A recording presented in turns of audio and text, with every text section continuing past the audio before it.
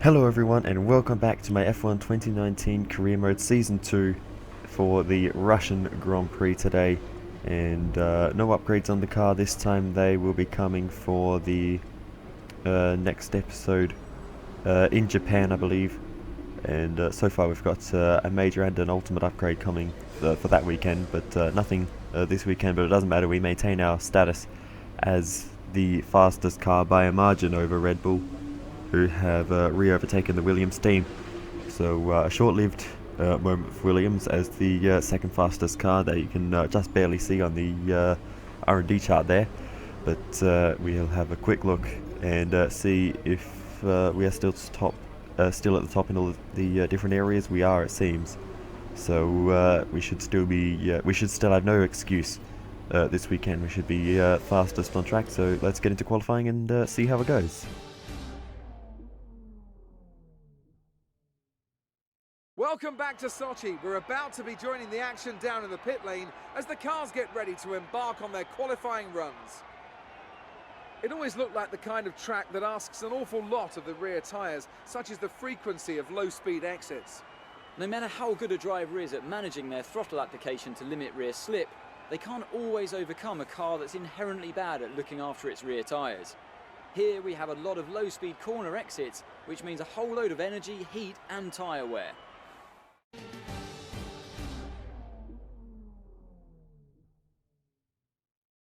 So we move on to the end of Q1. You can see we make it through in first place. Charles Leclerc gets through in P3, so good pace by us so far with the Toro Rossos of Hulkenberg and Fiat, Mercedes, Lance Stroll, and the Alfa Romeo of Antonio Giovinazzi, the Renault of Kevin Magnussen getting knocked out in the first session. We move on to Q2. We get through again. Charles Leclerc down to 4th this time with Albon still showing good pace in that Williams car, so still decent signs for them. Despite losing out a little bit in the R&D race. But into Q3 now, as we are rushing through qualifying, and this will be, I believe, our only lap in Q3, so we have to make it count. Missed the apex there and run a little bit wide over the curb, but it shouldn't cost us too much time. But anyway, through turn 3, nice flowing corner, not really too much to worry about through there. It's no real challenge, and as we continue through the lap, stringing it together surprisingly well. Normally at this stage of the weekend things are still looking a little bit ropey, but today it seems like we are on reasonable form in qualifying, hitting all the marks that we need to. So as we continue on through the lap, big aggression through that right-hander and onto the straight, running a little bit wider than I would have liked to, but along the slightly bent back straight with the DRS open, and we don't have any relatives, being the only lap that we're doing, but getting a nice line through this very awkward section of track, but I got it together pretty well on this occasion. A little bit deep into the 4th to last corner, but getting it straightened up now and heading towards the penultimate corner of the lap, and these ones should be fairly easy, I would think. Missed the mark there a little bit, ran a bit wide, but again it shouldn't cost us too much time. That's the fastest lap so far. Well done. And we do go fastest of all. With qualifying finished, it's time to remind ourselves of our top 3. The scientist, Leclerc and Max Verstappen. With qualifying complete, all that remains is the main event. We'll be live and uninterrupted for the Grand Prix tomorrow, so make sure you join us there. So we top the session, Charles Leclerc second place, so it's another pole, another 1-2 for us. So hopefully we can continue this form into the race. So let's go. Good afternoon from Sochi as we prepare to get underway for the Russian Grand Prix. The championship battle has some time to go yet, but still expect no quarter to be given here on this circuit that made its debut in 2014 and has already seen some classic racing. It's time to go racing then in the Sochi Autodrome, where the long run down to the heavy braking zone at turn 2 is one of 2 DRS zones around this 3.6-mile circuit. The other, of course, down into turn 13. 18 corners make up a lap here today, with an average speed somewhere in the region of 130 miles an hour. With me today, of course, is Anthony Davidson. Why don't we kick off by discussing Kevin Magnussen? They've had to change their gearbox. It's never a good start to a Grand Prix when, right off the bat, you have to contend with a grid penalty. Well, at the end of the day, it's always better to take some pain now than parking it up halfway through the Grand Prix. Let's just hope they can put that new gearbox to good use and get the results they're looking for. It's time to see how our drivers are stacking up after yesterday's exciting qualifying session. The scientist lines up on pole position, with Charles Leclerc alongside. As we continue through the rest of the grid today, we have Verstappen, Hamilton, Sergio Perez and Bottas, Gasly, Albon, Weber and Devon Butler, Russell, Norris, Kimi Raikkonen and Hülkenberg, Vettel, Kvyat, Lance Stroll and Antonio Giovinazzi, Ricciardo and Kevin Magnussen fills the last spot on the grid. Now it's almost time to lights out, so let's go down to the track.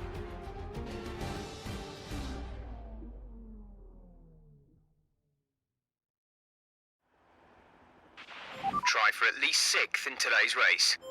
Alright, we'll go for that, but I don't think that's going to be a hard target to reach after the pole position in qualifying. I have high hopes for this one. We had good pace, and I feel very good driving around the Sochi Autodrome. So I think we could be in for another good race here today, as we have had a few good ones in the past here. Last season, I think we did get the pole position, but not the race win. So hopefully we can this time as we go now to 5 red lights. And it's lights out and away we go for the Russian Grand Prix, and it's a good start by myself and by Verstappen, who's going to move up into second position, but we're going to move across to the right and give the slipstream to Charles Leclerc to help him push past Verstappen and get down the inside into turn 2. We missed the apex slightly, but we do manage to pull Leclerc up into second place. Verstappen has to give that up, so we've helped out our teammate and maintained the first and second off the line. And now we can try to focus on the rest of the race and just hitting our marks in the opening stages, and we'll try to pull away from Leclerc, but obviously he is in the same car. He'll have the slipstream along the straights, so it will be very difficult to try to pull away from him. That's a strong start. Well done. But we'll give it our best shot. Like Jeff just said, it's a strong start, and either way it looks like it will be a solid race for us. But anyway, we won't get ahead of ourselves. We'll just try to get to the first pit stop, or the only pit stop if that is the way it plays out, and go from there. But for now, we've got everything under control. But as I look back a little bit there, I completely missed the sort of turning point for the left-hander there. Very awkward corner already, and that's cost us some time. Another missed corner there. And now Leclerc is right behind us again, and we're stacking up the train of cars a little bit, so we can't make any mistakes. We just have to have the eyes forward, as they say, and try to hit our marks. Running wide though, out of the final corner, and Leclerc may have a bit of a run as we head towards turn 2. Here he comes to the right hand side. He's on the right, he's going to go down the inside, and I decided we're just I'm not sure if it's worth fighting, but we do hold on for now. But if he goes for it again, I might just let him go and run his own race, because it's clear he has some pretty decent pace and consistency at this point. And here we go again. Down the inside goes Leclerc into turn 2, and this time we do give it up to just make things easier for both of us. We need to think about the championship. We've got a massive lead, so we don't really have much to worry about. And I think Leclerc has the pace to pull us both away from Max Verstappen and the other cars behind. So as we move on though, we do get a good run on him. We head to the right hand side as we head into the final sector. Down the inside we go, side by side through these very awkward corners. Leclerc though is going to hold on the inside line there. So yeah, no position for us to gain at that point. But it is a little bit frustrating though, because now it seems like we do have the pace over Charles Leclerc. It could just be the DRS playing into it though, so we'll wait and see how it keeps playing out. But for now, we're just hanging with him, and if we keep getting DRS and Verstappen keeps getting the DRS, deployment, please. We need to charge the battery. we could be in for a bit of a tricky one though. We've run very wide there, and that is going to cause some issues. That was turn 5, I think, and Verstappen sends one to the inside, and there's not really anything we could do about that. And then we run into the back of him. We've got damage to the front wing. That is an awful progression in this race. Hamilton gets through as well, and that has absolutely ruined our chance of winning this race. We won't count ourselves out yet. Be careful with the front wing. You've taken some minor damage. We'll see how bad it is.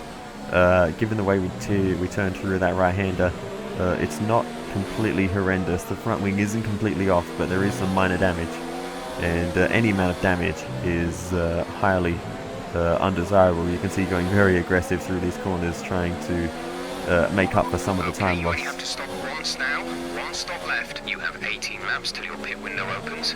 And it's 18 laps until we can come in for a new set of tyres on our scheduled thing.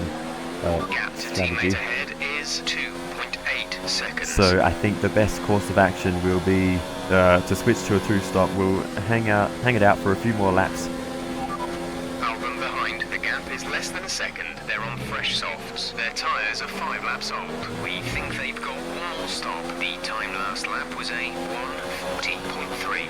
And yeah, it depends what strategies everyone else are doing as well, as we defend the line from Albon there, and hold him up very much on the exit there. And now it looks like the Haas of Pierre Gasly is getting involved. Down the inside of Albon he goes, and they're side by side through the next section. It looks like Gasly is going to get through on the inside as Albon almost hits the wall on the entry there through the middle sector. Gasly gets that position, but as we continue on, more mistakes coming into it, and this just is not working out very well for us. Gasly gets through in the Haas, and we get a good switch back though to the right hand side. Gasly squeezes us almost into the wall on the right hand side, but we can't fight it into the corner. We just don't have the confidence on the brakes and the steering to battle away like that, and we're just going to continue to drop back in this race. The Ferrari gets past us of Sergio Perez, and things are just not looking good at this point. We've dropped down to ironically our target position of 6th, as Jeff mentioned. So yeah, not looking great in this one, but it's not over yet. We have time to make a comeback later, but I think I've seen enough, and I think it's time to come into the pits and change this front wing. I think it's just costing us time. We'll receive you at the end of this lap. And we're going to switch on to the 2-stop. We're going to put the soft tyres on in the pit lane, and get a new front wing on the car. That will help us maybe make some kind of comeback through the field. So into the box we go, and we'll get that new front wing, which the team are taking an absolute age to put on. 7.3 seconds. Normally a front wing change I think is sort of in the 6-second bracket, so a bit of a shame there, but what's a second compared to you only have to stop once now. One stop left. the amount of time that we've lost already. Really, it's just frustrating that I noticed it was a notably a longer time than what a front wing change has been in the past, but as we smash the bollards, they're completely missing the turn 2 as we come out of pits. Not the first time I've done that. Ricardo ahead. They're on old softs. Their tyres are 11 laps old. We think they've got 2 stops remaining. The time last lap was a 1:43.5. It's Ricardo doing a 1:43.5. That does not sound... Currently the fastest lap is a 1:36.9. Doesn't sound like a fast time. We've got the fastest lap of 1:36 compared to a 43. So Ricardo, what's that? About 7 seconds a lap slower than what we are. So Ricardo obviously has some kind of major issue. And as you heard, he was on old tyres, so that wasn't an outlap. That was just his genuine pace. But yeah, very strange for Ricardo, going horrendously slow. But as we try to get the switch back, we're basically pushing him through the final sector. We flick it to the inside, and we go down the inside into the 4th to last corner, and we get the move done on Daniel Ricciardo. And we have a little look on Hulkenberg in the Toro Rosso, but no move to be made there. You're putting a distance between yourself and the car behind. But we squeeze down the inside through turn 1, just about there, and get through on Hulkenberg, moving our way up further through the field. But passing these cars is inevitable, really. Russell's just ahead. Push for the position. They're on fresh hards. Their tyres are 12 laps old. We think they've got 2 stops remaining. What? The time last lap was a 1 minute 41.0. You're gaining by 2 seconds a lap. Russell on hard tyres with 2 more stops to go. What on earth has happened to Russell in this race for that to be the case? I do not know. That means he's already made... Unless he started on the hard tyres. I don't know. Whatever the case is, Russell with awful strategy. But anyway, we're not going to worry about that. We'll just deal with it. But yeah, very strange by Russell there to... I don't understand the logic. I just don't understand. The gap to the car ahead is 2.0 seconds. What could possibly cause that strategy? But anyway, that is the way that it's gone, and Russell will be nowhere in this race with that strategy, and he actually pulls into the pit lane, which is the even more surprising thing. We've barely gone barely any distance in this race, really, especially for the hards. They should have plenty of life left in them. So very strange scenes in this Grand Prix.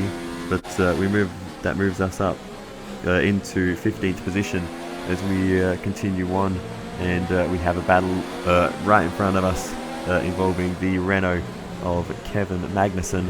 So let's see if we can make a move on Magnussen as we head into the final few corners. Down the inside we go as Magnussen is squeezing us to the inside. We just get it stopped and turned through the penultimate corner. That is a really sweet move on Kevin Magnussen, and now we can give chase to Sebastian Vettel. Great maneuver. You made it look easy. But that was a crucial pass. The Renault is horrendously slow, it seems, given the pace that Ricciardo had. Unless Ricciardo had some kind of major car issue. But we close right up to Sebastian Vettel through the DRS zone there, but not close enough to make a move into turn 2. Turn 3, a flat out corner, really. Barely even notice it in the Formula 1 car.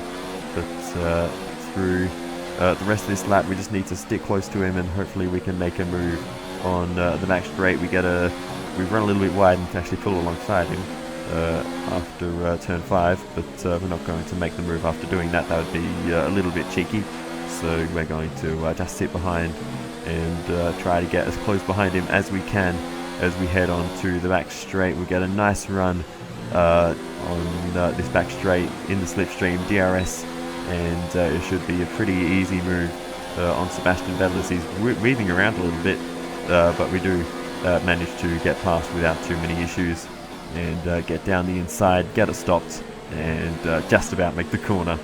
And we can continue on and try to chase down the next car, which at this point is Danny Kvyat in the Toro Rosso. So as we move on, we are going to pass a few more cars on this straight, hopefully, as we get the DRS and we sit in the slipstream of the Toro Rosso is going to defend. We go to the outside, down the outside, and we get the move done on Danny Kvyat. Next up is Devon Butler. Let's use some of this energy.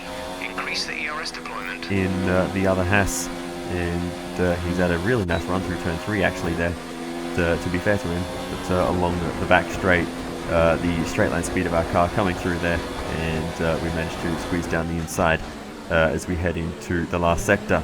So next up, we have actually moved our way up into 7th position, so a decent comeback already in this race. Kimi Raikkonen is up next in the Alfa Romeo. We're going to pass him on the back straight as we get very close to the left-hand side wall there, and hopefully not hit it as we wobble around a bit under the brakes.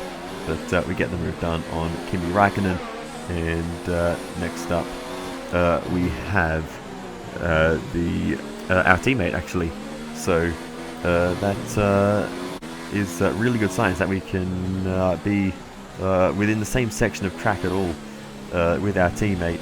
but it won't be too long, and these tyres that we're on will be absolutely dead, because they are the soft compound and they will wear out faster, or as fast as anyone else's, and we've been on them for a while now, it seems, with all the overtakes.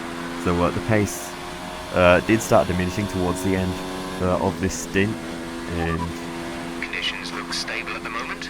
No rain currently expected. Dries seem like the best tyre for now. after that brief bit of hope of seeing Charles Leclerc as we cut the turn 2 chicane, once again, after that brief bit of hope of seeing Charles Leclerc on the relative in the top left, that quickly went away, as we're now battling away with the Red Bull of Lewis Hamilton, and he gets past.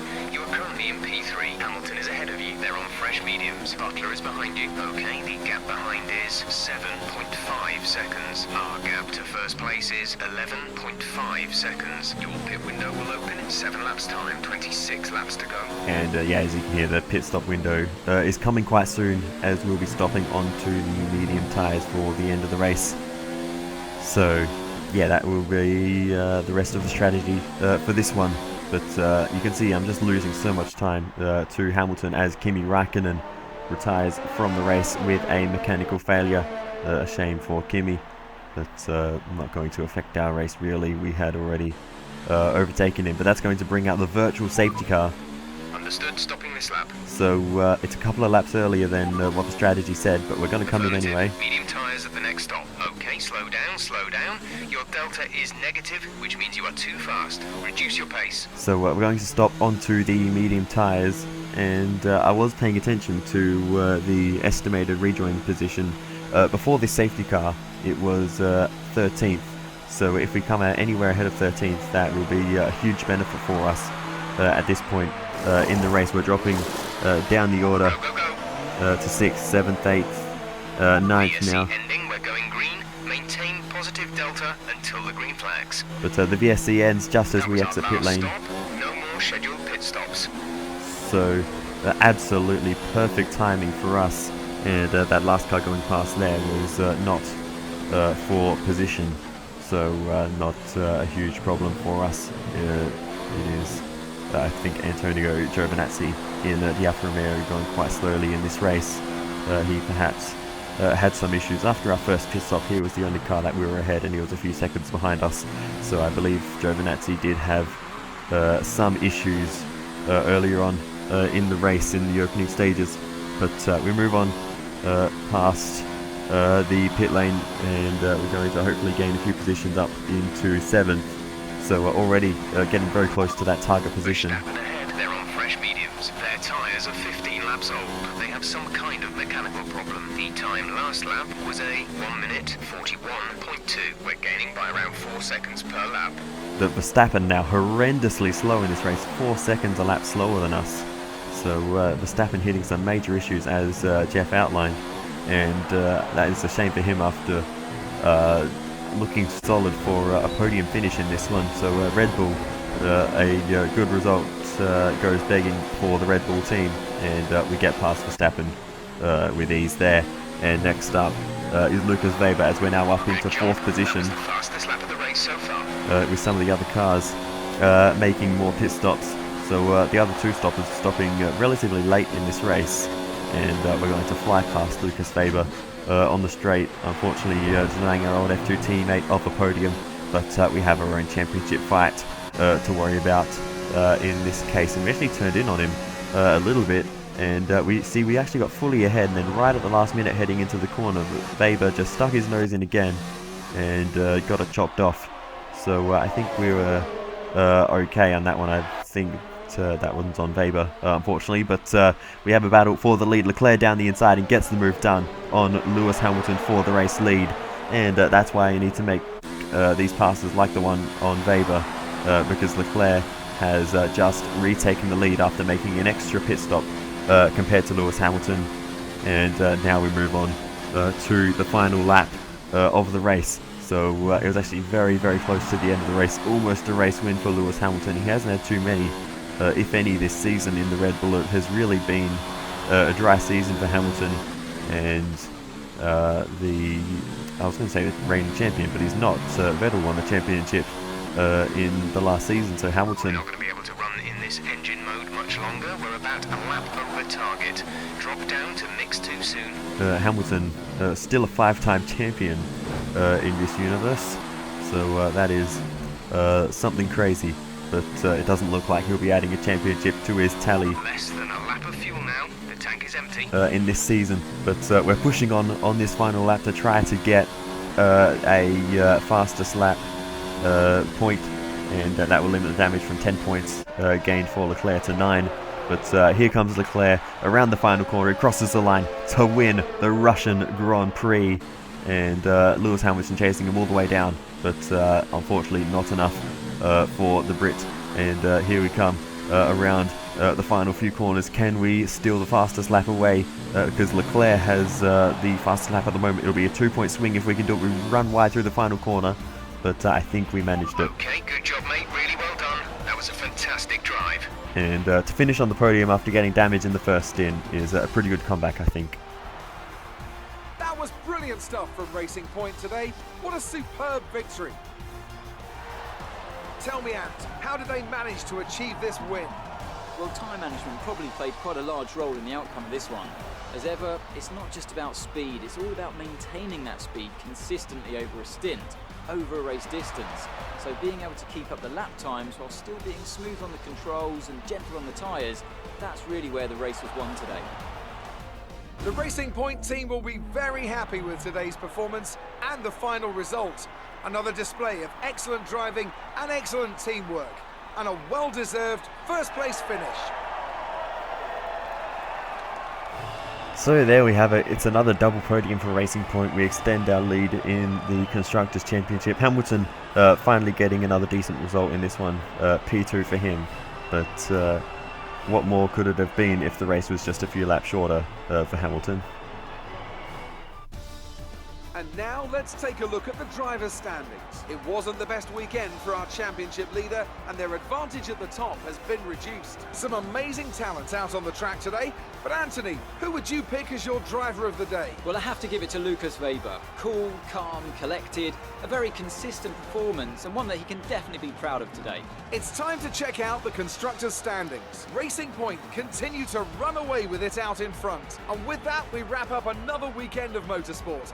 But with more races lined up, be sure to join us when we come back with more Formula One. So there you go. What a weird race we just witnessed. Sebastian Vettel not really anywhere to be seen all throughout that race. I saw him once when we were coming through the field after changing the front wing, and that is about it. So yeah, surprisingly quiet day for the other Ferrari, Sergio Perez, though. A decent enough result for him, P5 I think it was in the end for Perez. Interesting though, because Ferrari were our main championship rivals at the beginning of the season, but through the middle part we've really pushed the R&D departments, and it is all coming back to us now with the fastest car by quite a way. And even though Leclerc did only pass Hamilton in the closing stages of this race, I think all along he really had it covered. He only had to make that pass because he used the two-stop strategy. So I think if they're on the same strategy, he would have been ahead anyway by quite a way. But anyway, for us though, the damage really at the end of the day cost us maybe one position. I don't think we could have really beaten Leclerc. He had some really good pace today, maybe on strategy. Doing the one stop we could have done something, but even then the old soft tyres were really slow, and there are a lot of weird strategies going on for the other cars, and George Russell probably most notably. And I really wanted to see if anything happened to him, but I forgot to check on the replay after I finished the race to cause that weird strategy. But anyway, Lucas Weber, a good result, P4 for him. So unfortunately he just missed out on the podium in the closing stages, but nonetheless a good bank of points for him and McLaren, and that is much needed. It's been a rough season since the days of them winning the Spanish Grand Prix. Anyway, let's get into the interviews.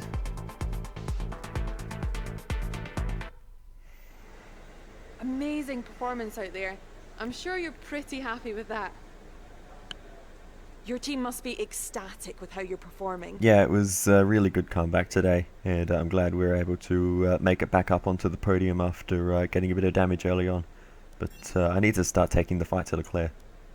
That was a close race with Lucas. As former teammates, you must know each other's moves well. Yeah, it's always good to battle away with Lucas on track. It's happened a few times this season, and yeah, it's always a lot of fun.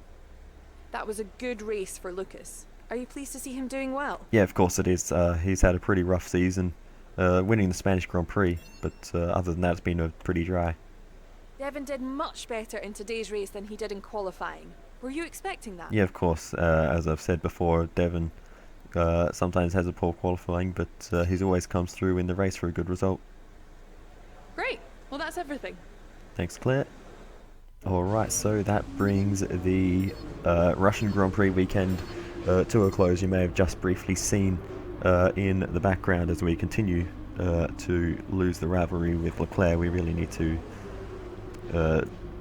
get ourselves into gear and try to take the fight to him, because it's just not working out for us in that rivalry at the moment. But anyway, what was I saying? You see in the background we have a new contract to negotiate, as well as now getting a bunch of resource points. We have a few left over from last time, so we now have 2,175 to spend, the bonus 600 there coming in. So that's a great result. You did really well. I don't think we can have any complaints with that performance. thank you. Looks like Lucas also has an upcoming historical event in his calendar. If you decide to take him on, it might help you get some coverage and get people talking about you a bit more. Alright then, so we're just going to go for maximum on the contract. You'll notice the reputation bar is actually right at the end in terms of our value to the team. So what that means is we can go for the maximum contract with the minimum Our requirements. proposal has been accepted. The new contract will take effect from the next race weekend. So we only need top 7s, and Great work rising to a tough challenge from your rival. You've come out on top for the time being, and there's a real positive buzz coming out of that. yeah. Let's see more of this. Oh my gosh. Yeah, so that's really positive. For us, that means we can afford a pretty dud race if we finish up in P7. But anyway, we get the other rear downforce upgrade. So the front downforce will come in for Japan, the rear will come in for Mexico. So looking forward to those 2 rounds. We've already got a major upgrade coming in for Japan, and we're going to do 3 more minor upgrades. So we should have a ridiculously fast car for the next round in Japan, in all 3 areas of the car, finding some good improvements. So very much looking forward to that one. I'll see you then. Oh yeah, what's this? Nothing. Okay. Yeah, so yeah, looking forward to that one, and I'll see you next time. Goodbye.